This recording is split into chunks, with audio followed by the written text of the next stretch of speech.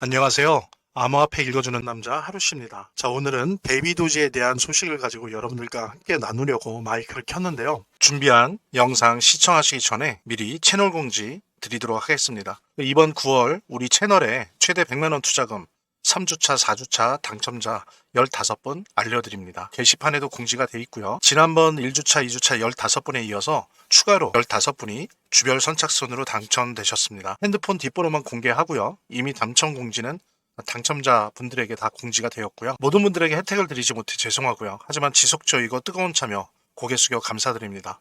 당첨자님들의 냉정하고 날카로운 비판에 올해 마지막 이벤트로 추석맞이 투자지원금 행사를 마련했습니다. 10월 1일부터 12일까지 주 구분 없이 선착순으로 50분께 50만원의 투자지원금을 드리도록 하겠습니다. 선택되시는 비율이 너무 낮다는 당첨자님들의 따가운 의견 겸허히 수용하면서 금액은 50만원으로 낮추되 인원은 50명으로 늘리고 기간도 10월 12일까지로 단축했습니다. 아무쪼록 우리 제휴거래소와 함께하는 올해 마지막 투자지원금 행사 많은 참여 부탁드립니다. 감사합니다. 자, 그럼 본격적으로 영상 시청하도록 하겠습니다. 오늘 제가 여러분들과 함께 보려고 하는 거는 요 제목과 같이 이더리움은 이제 요즘 새롭게 디지털 석유라고 지칭을 하거든요. 그리고 이제 비트코인은 디지털 금이라고 지칭을 하는데, 첫 번째로는 뭐 비트코인이 디지털 금이다라고 하는 얘기는 예전부터 있었죠.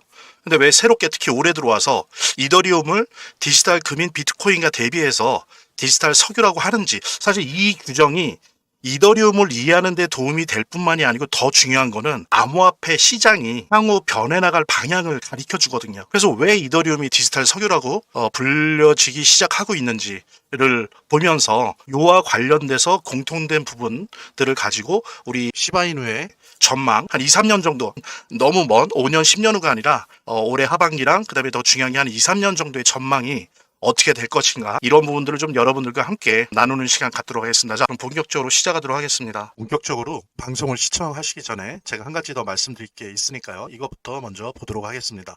여러분들, 제가 체크해보니까 아직도 투자지원금 못 받으신 분들이 꽤 많은 것 같아요. 그래서 지금 베이비도지 한 주라도 보유하신 분들 같은 경우에 모두 받아가실 수 있는데요. 자, 일단 신청하신 분들은 저희가 다 체크해 놨으니까 아직 신청 안 하신 분들만 말씀을 주시기 바랍니다. 지금 베이비도지 보유자 중에 한 주라도 있으시다라고 하는 분들은 저희 베이비도지 제휴 거래소와 협업을 해서 투자지원금 지원을 해드릴 건데요. 상장 기념으로 거래소에서 직접 지원금을 드리고 있습니다. 자, 이거 본 채널 구독자들 대상으로 해서 지원금 드릴 수 있다고 하니까 정말 베이비도지 단 한 주라도 보유 중이신 분들, 아직 신청 안 하신 분들은 꼭 지원금 받아 보시고요. 본 영상을 시청하시고 계시는 분들은 010-9627-320으로 문자를 보내주시면 투자지원금 무료 증정해 드릴게요. 물론 본 영상의 고정 댓글에 보면 거기 링크가 있거든요. 그 링크를 통해서도 신청이 가능하고요. 자, 그럼 본격적으로 시작하도록 하겠습니다. 먼저 이더리움이 왜 디지털 석유냐라고 하는 개념을 좀 보려면, 우리가 요즘 웹3 시대라고 해요. 여기 적응해야 된다고 하고 모든 기업과 정부조차도 웹3에 적응해야 된다고 하고요. 저는 깜짝 놀란 게 얼마 전에 일본의 이시바 총리가 그렇게 얘기를 하더라고요. 우리 일본은 웹3 시장에 있어서 선도적인 역할을 할 것이다.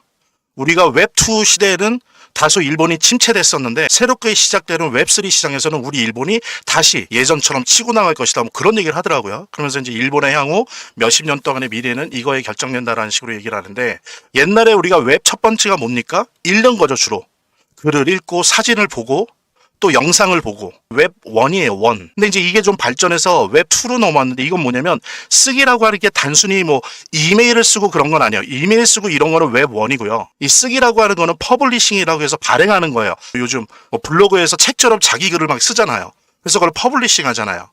그 다음에 또 유튜브에서 어떻습니까? 저희들도 마찬가지인데 영상을 막 발행하잖아요. 만들잖아요.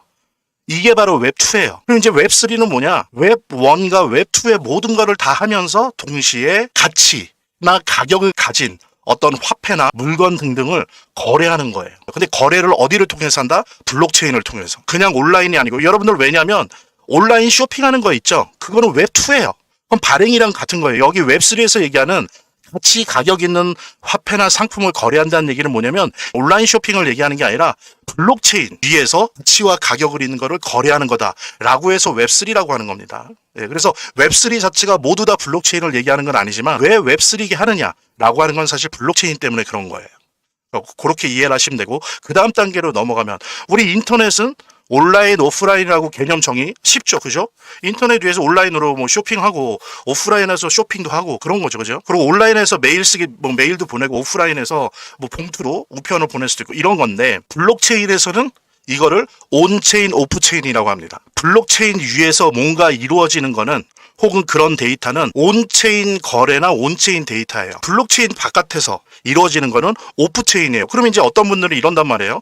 오프라인과 오프체인이란 말은 똑같은 말 아니냐? 다른 말이에요. 이게 이제 여러 가지 암호화폐나 블록체인에 대한 기사들이나 이런 걸 보면 요게 몇몇 기자들이 혼역해서 쓰는 경우도 있는데 정확히 따지면 오프라인과 오프체인은 다른다. 예를 들면 은행을 예를 들어볼게요. 은행에서 여러분들이 온라인 송금하고 막 이러죠. 이거는 온라인인가요? 온체인인가요? 이거 온라인이에요. 온체인이 아닙니다. 은행 같은 경우에 여러분들이 송금하고 이런 것들이 예. 그리고 예를 들면 이런 거죠. 그리고 은행은 오프체인이에요. 온라인이긴 하지만 블록체인 기준에서는 오프체인이죠. 왜? 블록체인 위에 있는 게 아니기 때문에. 그래서 이렇게 구별이 되고요. 그 다음에 이제 하나는 뭐냐면 온라인 인터넷 같은 게 서버와 서버를 연결하고 서버와 그 밑에 있는 컴퓨터들이 연결되어 있는 구조예요.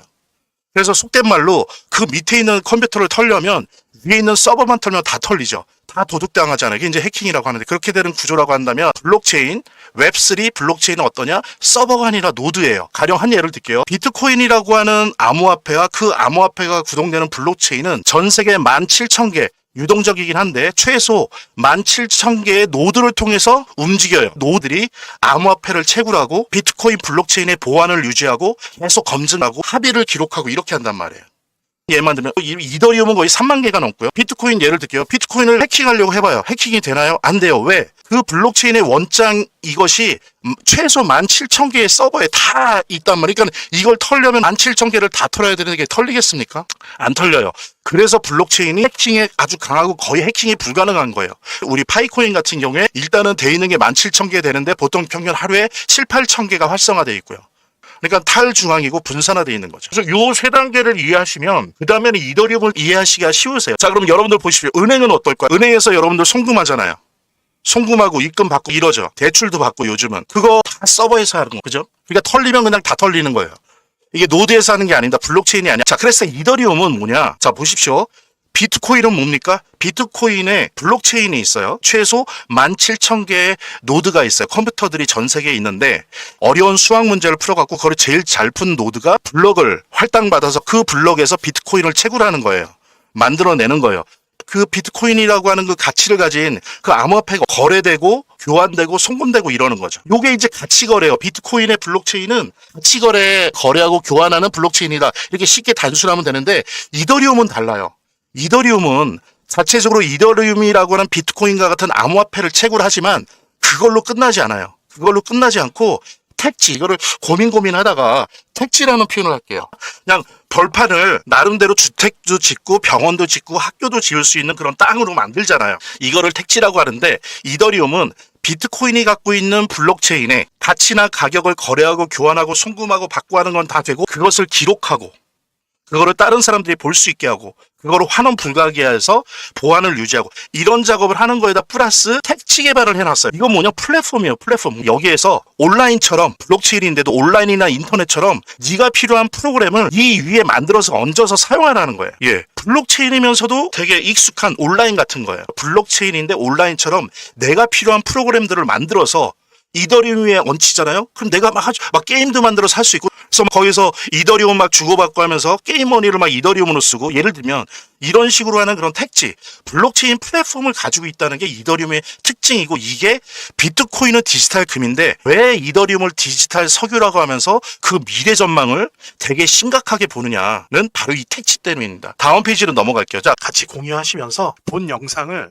시청하시고 계시는 분들은 010-9627-320으로 문자를 보내주시면 투자지원금 무료 증정해 드릴게요. 물론 본 영상의 고정 댓글에 보면 거기 링크가 있거든요. 그 링크를 통해서도 신청이 가능하고요. 저희 화면, 제 동영상 화면 아래를 보면 이렇게 더보기란이 있습니다. 이 더보기란을 클릭을 하시면 다음 이런 화면이 나오는데요. 이 화면에서 모바일 링크가 있습니다. 이 모바일 링크 아래에 이 링크를 클릭을 하시면 이런 화면이 나오는데요. 여기서 이제 해당되는 웹을 클릭하시면 되는데 저 같은 경우에 아이폰이니까 사파리를 클릭하시면 됩니다. 그 다음에는 열기를 클릭하시면 되고요. 그 다음에 보면은 이렇게 보내기 버튼만 누르면 완료됩니다. 자, 이렇게 편하게 몇 번의 클릭만으로 보시는 거 활용하시고요. 이 화면에 고정 댓글에 보면 구독자와 시청자분들에게 드리는 투자지원금 혜택 설명이 있거든요. 꼭 한번 봐주시기 바랍니다. 그러면 이더리움은 왜 디지털 석유냐? 이더리움은 택지가 있어요. 그랬을 때 이더리움의 가장 핵심적인 차별성은 스마트 컨트랙트예요. 그러니까 이더리움이 할 수 있는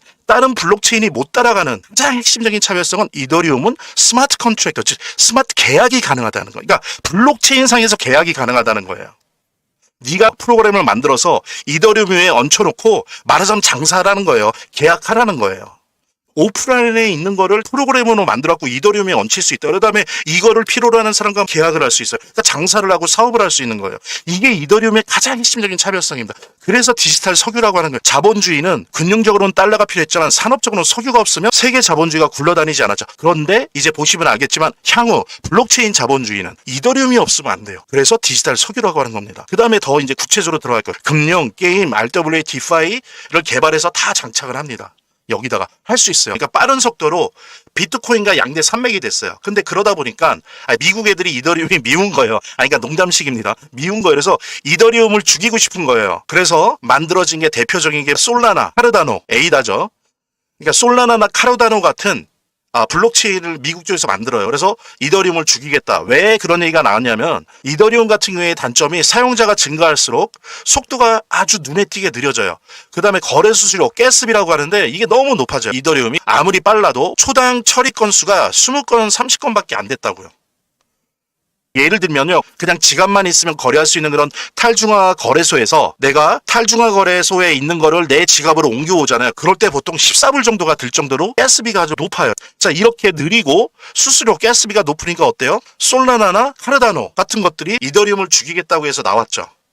그리고 얘네들도 그런 생태계가 가능해요. 택지 같은 역할을 해요. 그래서 사람들이 이더리움은 아마 죽을 것이다 라고 정말 생각했어요. 개발자들도 그랬고 그 다음에 시장에서도 그렇게 좀 평가하는 게 있어서 이더리움이 계속 안 좋았잖아요. 솔라나는 초당 처리 건수가 실질적으로는 초당 한 1000건에서 1500건 되고요. 가스비가 약 10,000분의 1밖에 안 돼요. 이더리움에. 그러니까 당연히 솔라나나 카르다노 처음 나왔을 때 이더리움은 이제 죽었다라고 그랬겠죠. 그래서 시장에서도 이더리움 가격이 되게 낮았었잖아요. 한동안. 예. 그랬었습니다. 근데 초기 부탈리니 개발자들이 레이어 2라고 있습니다. 이런 거예요. 레이어 1이 이더리움이에요. 레이어가 뭡니까? 층이에요. 층. 1층에 이더리움이 있는데 처음 만들 때부터 만약에 뭔가를 업그레이드하거나 뭔가를 추가하고 싶으면 레이어 1 해도 되지만 그거보다 레이어 2, 2층에다 지어라라고 처음부터 만들어 놓은 거예요. 부탈리니. 천재죠, 천재. 처음부터 당장은 필요 없는데 나중에 필요할 거를 예상해서 레이어 2 이 기술을 미리 만들어 놨어요. 이게 오픈 소스니까 개발자들이 와서 자기가 하고 싶은 걸 레이어 2에서 막 하는 거죠. 이게 왜 중요하냐면 예를 들면 이렇게 사용자가 증가하면서 속도가 느려지고 가스비가 올라가잖아요.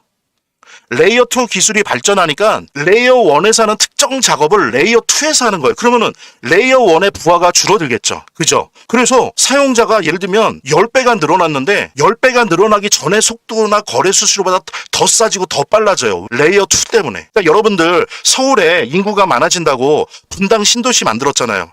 그랬더니 분당 신도시가 강북은 당연하고 강남 웬만한 데보다 더 비싸고 좋은 동네가 돼버렸잖아요. 말하자면 그런 거예요. 레이어 2 기술이 발전돼서 별의별 레이어 2가 만들어지는 거예요. 그러니까 어떻습니까? 레이어 2도 그렇고 레이어 1도 그렇고 오히려 이더리움을 죽이겠다고 나선 솔라나나 카르다노보다 더 빠르고 저렴해지는 거예요. 이런 식의 기술을 잘 몰랐던 일반 시장에 있는 사람들은 어떻겠습니까? 이더리움 죽었네? 이제 끝났네? 이러다가 어때요? 레이어 2가 발전하면서 오히려 이더리움이 기사회생하고 다시 이더리움 가격이 지금 올라가는 거예요. 기관 투자자들이나 상장 기업들 그다음에 개인들이 이제 레이어 2 기술이 뭔지를 아는 거예요. 솔라나 카르다노 너희들 이더리움 못 이겨. 이렇게 되고 있는 겁니다. 그랬을 때 이더리움은 이제 블록체인 산업의 엔비디아가 됐습니다. 여러분들이 만약에 A라고 하는 암호화폐를 투자했잖아요. 샀잖아요. 그거는 암호화폐에 투자하는 게 아니에요, 여러분. 예. 그 암호화폐가 채굴되어 앞으로도 될 블록체인에 투자하는 거예요. 그래서 블록체인 산업에서 블록체인 자본주의에서 암호화폐를 채굴하는 블록체인이 어떤 기능을 하고 어떤 성능을 가지고 있고 어떤 시장성을 가지고 있는가를 평가하면서 그 암호화폐를 사는 거죠. 그러니까 사실은 블록체인에 투자하는 겁니다. 그랬을 때 지금 보면 이더리움은 블록체인 산업의 엔비디아예요. 지금 한번 볼게요. 달러 스테이블 코인이 이제 막 발행되고 있죠. 근데 이 달러 스테이블 코인이 어디에서 만들어지고 유통돼? 블록체인에서 만들어지고 유통되죠. 달러 스테이블 코인이 운용되는 블록체인 시장에서 이더리움 시장 점유율이 무려 50%나 돼요. 예, 압도적이죠. 그리고 향후 암호화폐 시장을 오히려 달러 스테이블 코인은 다리를 놔줄 뿐이고 그 다리를 건너가면 이제 신대륙이 나오는데 그 신대륙은 곧 RWA와 디파이다라고들 하거든요, 다. 블록체인 산업에 있는 사람들은. 근데 그 RWA를 굴리는 블록체인 시장에서도 지금 현재 이더리움 시장 점유율이 60%예요. 압도적이죠. 이더리움을 죽이겠다고 야심차게 나왔던 대표 주자 솔라나가 어때요? 시장 점유율 3%. 싸움이 안 되는 거예요. 이길 줄 알았는데 싸움이 안 되는 거예요. 그 다음에 또 하나, 디파이 시장. 디파이 블록체인에서 이더리움의 시장 점유율 무려 2%입니다. 여러분들 이 사실이 되게 중요한 게 왜냐면요. 미국의 재무장관 베센트가 달러 스테이블 코인이 3년 안에 최소 8배가 증가할 것이라고 예상을 했어요. 그 다음에 세계 최대 투자 회사죠. 블랙락의 CEO 같은 경우 뭐라고 그러냐. 디파이는 3년 안에 최소 20배, 40배까지 클 수 있다고 예상하면서 실제로 그런 펀드를 만들고 있어요. 그렇게 큰다고 보고. 그래서 이더리움은 사실 블록체인 산업의 엔비디아예요. 그냥 드러났어요. 그러니까 지금 난리인 거예요. 기관 투자자들이나 기업들이나 상장 기업들이나 개인들도 막 비트코인 가지고 있던 분들도 비트코인 팔고 이더리움으로 막 넘어오잖아요. 그랬을 때 이더리움 시총이 지난주 기준 5,800억 달러예요. 마스터카드와 넷플릭스를 추월했고요. 삼성은 저 아래예요. 무슨 얘기냐면 여러분들이 이더리움 투자할 수 있을까? 뭐 10만 원어치라도 100만 원어치라도 투자할 수 있을까? 원금 환급성이 높다는 거예요. 대단히 원금 환급성이 높습니다. 그래서 이렇게 규모 매우 컸고 쉽사리 붕괴할 수 있는 그런 암호화폐가 아니라고 하는 부분들. 그랬을 때 한번 큰 질문을 던져볼게요. 자, 달러 스테이블 코인 시장이 3년 안에 최소한 8배가 커지고 RWA 시장, 그 다음에 디파이 시장이 3년 안에 최소한 20배가 커지면 이 산업들의 블록체인 점유율이 50%, 60%, 62%인 이더리움은 3년 안에 몇 배나 오를까요? 예? 시장 이 산업에 이 8배, 20배 커지는데 이 산업이 반드시 써야 되는 블록체인이 점유율이 50%, 60%, 62%예요. 그럼 앞으로 3년 안에 몇 배나 오를까요? 이더리움이 얼마나 오를까요? 기관 투자자들, 그다음에 상장 기업들이 이 질문을 지금 하면서 시장에 뛰어들고 있는. 그러니까 지금 막 이더리움을 사재끼고 있는 거예요. 나름대로 답들이 저마다 있겠죠. 뭐 얼마다, 몇 배다 있겠지만 저도 있습니다.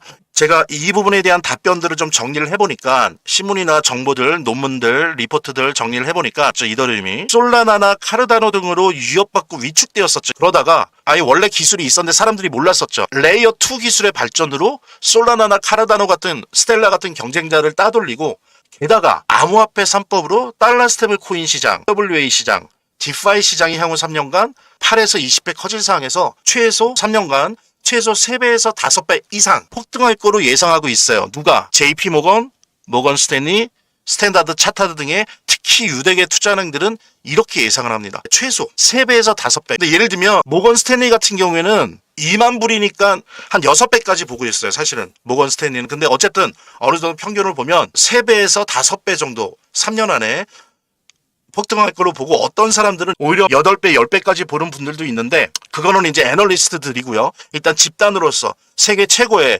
5손가락 안에 드는 투자은행들 기준으로 봤을 때는 최소 3배에서 5배 폭등한다. 그래서 이래요. 가격이나 차트를 너무 보지 마시고요.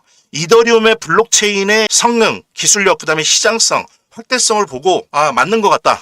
그리고 이 암호화폐의 향후 시장이 달러 스테이블 코인이라는 다리를 통해서 RWA나 디파이라고 하는 신대륙으로 간다. 그러면서 이제 세계 금융자본주의가 블록체인 금융자본주의로 바뀔 것이다. 라고 하는 이 전망에 대해서 동의하신다면 지금 들어간 다음에 2년 그냥 앉아 계시면 돼요. 그 다음에 몇 배 뛴 다음에 나오셔도 돼요. 그때 가서 판단해야죠. 이게 더 시장이 이렇게 클 것 같다 그러면 더 있는 거고 어느 정도 이제 됐다. 차익 실현해야 되겠다. 그러면 나오셔도 되는 겁니다. 그래서 비트코인은 원래 이제 디지털 금이라고 했잖아요. 이거 사실 어떻게 보면 자산 가치를 갖는 화폐인데 이더리움은 바로 이러기 때문에 디지털 석유라고 한 거예요. 블록체인 생태계 그 자체입니다.